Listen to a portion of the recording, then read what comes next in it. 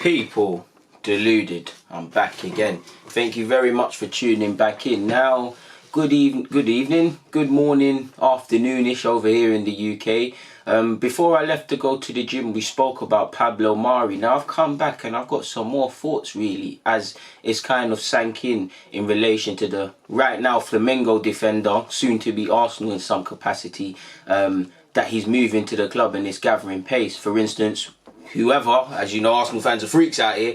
We managed to, football transfers are crazy. Someone tracked down the plane that him and Edu were on, and now you're seeing reports showing him obviously arriving at Heathrow to complete his medical over this weekend. Details are changing a bit in relation to the landscape of the deal.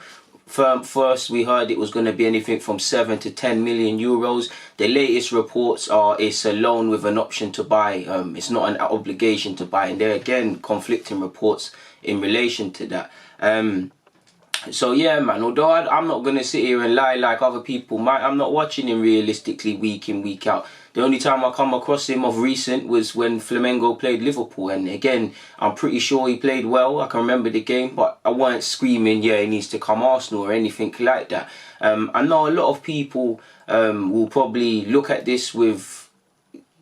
Some people look at his signing and if we're a bit cynical and say it's not inspiring, I feel first and foremost he's got to be given a chance. Like, again, if you watch him on a regular basis, you might say something different, but some people might scrutinise this and say it's penny pinching from Arsenal, he's not good enough. And they might be right, he might not be good enough. But he deserves the opportunity. It's not his fault in relation to going through him and whatnot. He deserves the opportunity to show he can do something at Arsenal. He might not be good enough. And then we review it fairly. He might turn out to be better than expected. You look at his career, and he's been playing in the second division in Spain at a time, and he was at City, never played a game, and he's been a bit of a journeyman. He's found his feet at Flamengo, and again, I get it. Some of you might say it's not inspiring, and but if you look at it a different way, could it actually work that he's not? Again, obviously, I'm not talking about top caliber centre halves, but could it, because his profile, could that give him a hunger? He never got a chance at City. Can he, want to make something of himself at Arsenal? No disrespect to the Sheffield United lads, but the point I'm trying to make is if you look at a lot of them, they weren't pampered. They never became footballers easy. A lot of them had to come up through the league, and that gave them the nitty and gritty thing. So he might be coming on that sort of vibe, and I'm on all of that. For me, like I said in the last video, I just hope he's consistent and competent in defence. From the reports I read, some people are saying he's a good ball player, some people are saying he's not, some people are saying he's got good leadership skills. That seems to be shared everywhere. Some people are saying his positioning is good, some people are saying it isn't. I don't know until I've seen the man play. You can look on YouTube all you want. We can, if you really want, you can go and find previous Flamengo games and watch anything from 5 to 10 games and try and get a base level of his. But unless you're a Brazilian native or got an extreme interest in Brazilian football to really have an informed opinion of the lad, you don't know. For me, again, it's a different signing for Martinelli. Martinelli's a young man. This guy's 26. It's a bit different. But last time we went to Brazil with Carrillo and not Edu, we came back with something decent, really. And I always scream, just as long as they're competent and consistent in their positions, I don't necessarily care about the price tags, because if it's a loan and we haven't got anything permanent to do with him, but I personally think it's probably one of them loans where we'll buck you the peas in the summer because we ain't got the money right now, allegedly, is another thing. But if he can come and be decent, it is what it is, man. Again, I don't think the club will bring in 3 centre-halves, including this guy coming into the club, together with the new but not new signing of Saliba, and for me another centre half. I would like 3 options. Do I see the club summer next season, going into the pre-season of the next campaign, giving Arteta that platform? I'm not too sure, because I think Luiz, out of the experienced defenders, will be here until 2021. Socrates will probably stay as well, but he could probably be one to cut loose. Need to move Mustafi on. In an ideal world, if this guy can come and be decent from now to the end of the season and prove a competent and reliable option in whatever capacity he's called upon, that's good. And obviously Saliba's learning, and if we can go and get someone in their prime and spend the same way you spent 70 odd million on Pepe, no disrespect, as Arsenal fans, we're crying for a defender. Can we spend a bit there on a centre-half and have some real good options going forward? And I mean, he's 26, and like I've said, he hasn't had it easy. Since he's got to Flamengo, he's won a couple trophies, the Copa Libertadores, which is, I'm sure, the South American equivalent of the Champions League. So he's got some pedigree, he's got some mentality.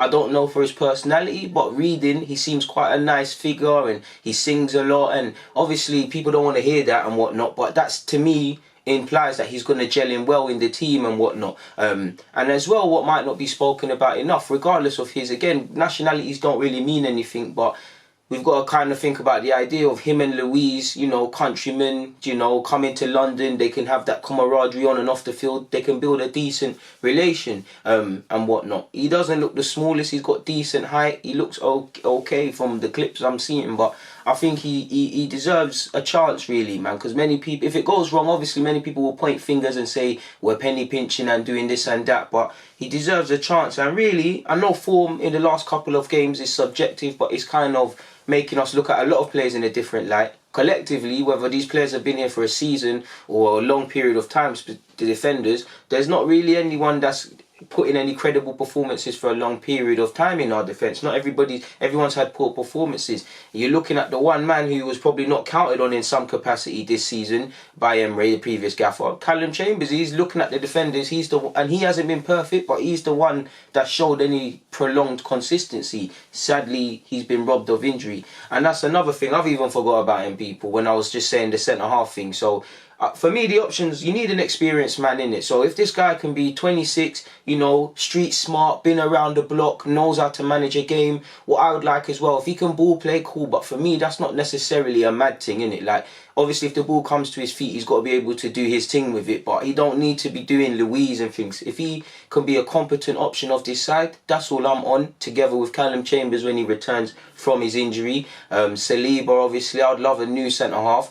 Holding runs the risk of being a forgotten man, I guess, based on the way I'm going with this, but Holding, for me, would be someone I'm looking at. Then we'd have 5 real options, but the problem is, I've just said 5. There's David Luiz, there's Socrates, and there's obviously Mustafi's future. So you can imagine the number of centre-halves potentially we face on our books. In an ideal world, next season we have 3 different options at centre-half, but how much is going to be done in that regards, people? It is what it is. Allegedly, for what it's worth, like I've just said, the guy's basically landed at Heathrow, so I can't imagine him and his people them are taking Piccadilly line to Arsenal Stadium, which would take forever. They're getting in a cab. By the time this video comes out, they'll probably be at London Coley or whatever hospital they're going to, and dotting I's and crossing T's and all of these other things. It'd be amazing if we don't see an announcement Monday, the latest. I'm personally even thinking maybe even later today, but I'd say if I had to bet money, late Sunday, potentially Monday. It's crazy how transfers work, because now Sky Sports are reporting it. We've woke up and saw this being reported everywhere. But for what it's worth, Sky said he'll undergo his medical in London this weekend. Arsenal are working on a deal to sign him, obviously on loan, with a view of making it permanent.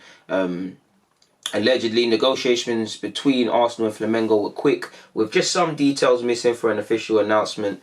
That was a thing I copied and pasted prior, people. One thing I'd like to mention though, we can say it's Edu. Edu's obviously Brazilian. He might have one eye on the market, but allegedly he's got this player Mari has the same agent as where's what I was reading, as Mikola Mitinyenko. I can't say his name, but the Shakhtar Donetsk centre half we're in. So again, are we actually scouting and doing things? Are we just leveraging our contacts of agents? And because think about it, is it a case of manager stables? We have agent stable or roster of players that he's managing. Can't think about it, people. You lot listening to this, yeah? Just say it's me and you. I need a centre half. I'm Raul Sanye or whoever. I need a centre half. I got a cool relationship with you personally as an agent. I ask you what who you got on your roster that's a decent centre half. Bless me, people, really unprofessional. But he's a really decent centre half. You might say this guy, and then Arteta. You might say, "Oh, Arteta, do you feel this guy?" Yeah, Arteta. Arteta might say, "Yeah, obviously when I was at City, I was suggesting him and this, boom, boom, boom. All right, cool, let's go for him." That one didn't bang. What other centre halves you got with their situations? The second I bring up is Mari. All right, cool, let's get that one done. Are we going just through agents' names? Are we doing our due diligence? Again, I'm not criticising the club or anything. I'm just playing devil's advocate. How did these ones come about? Because obviously, Brazilian, Edu and whatnot, and things like that. But allegedly he's got the same agent as this other guy. So could it just be a thing of someone was smart, saw who this guy's client, so I thought, oh cool. Or maybe Edu just had nothing to do with it per se and just bopped in the room and said, oh no, ain't you the guy that manages the Brazilian lad at Flamengo? Let's go for him. I watch Brazilian football decent. Maybe I don't think it was like that, but maybe it weren't necessarily a due diligence thing. And again, the board will have to answer real questions. If it works, they deserve to be praised, which I hope it does, because I don't want anyone to fail. I'm going to get behind him. It's not an inspired signing in that ain't no Upamecano or anything, but for me, it's a centre-half. He deserves, as fans, a right to get behind it. And for me, coming through the lower leagues, he's going to have that hunger, I hope, in that, you know, we didn't buy him from, no disrespect to Aubameyang, I'm not saying it's Aubameyang, but we never bought him from a Dortmund or things like that, or people playing in Europe. He didn't really get to make a success of things in Europe, and he's joining Arsenal. Martinelli there, potential good, you know, doing things with Luis. Not sure in any other languages he speaks, but you've got Aubameyang, who it wouldn't surprise me at this point if he can't speak Portuguese. And there's a close-knit bunch of players. But the club will have to, if it goes wrong, obviously I don't want it to, but it's important to speak. You know, fans will say, oh, the club's penny pinching, this and that. And they might be right, they might not necessarily be wrong, but I just feel fans should get behind him. Moving away from that, you saw us linked with Yan Couto, the young 17-year-old Brazilian youth international who was part of the Brazil side at the Under-17s World Cup. A very good player, been linked with us, Leverkusen, and previously Barcelona. Apparently us, Barcelona, are just dotting I's and crossing T's in that regards, people. And again, he's 17, be easy, but long term he can do something. Apparently they're only paying Cordoba €5 million, and I think that's going to pay for itself in years to come. Former Arsenal striker Podolski has moved to Turkey and joined, sorry for my Turkish subscribers, but I'm going to attempt this, I probably can't, Atanyaspor, I can't say that, but he's joined that Turkish side on the free transfer. He was previously in Japan. And I saw some reports earlier in the week that when he retires, he's going to go back to FC Cologne, and he's had some discussions about potentially, I assume, working in the youth setup or doing things along that regards. And yeah, man, Podolski might not have had the greatest time in terms of, you know, Arsenal weren't at the biggest times, and he might not be held in the highest regards in terms of players, but I'd say he's a relative fan favourite. He definitely hated Spurs, won FA Cup here.